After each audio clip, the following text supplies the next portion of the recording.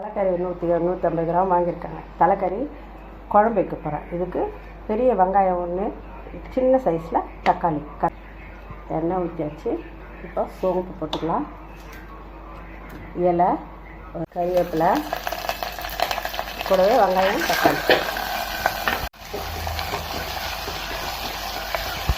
கறி போட்டுக்கலாங்க.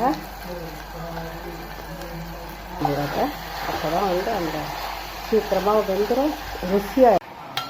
கொஞ்சமாக தலைக்கறி நல்லா ஃப்ரை வச்சுங்க. எண்ணெயிலேயே மிளகாத்தூள் போட்டாச்சு. இப்போ மஞ்சள் தூள் வச்சாச்சு. நல்லா கறி வேகட்டாங்க. இஞ்சி பூண்டு பேஸ்ட், குழம்பு நல்லா செஞ்சு வந்துச்சு. கறி நல்லா வெந்துச்சுங்க.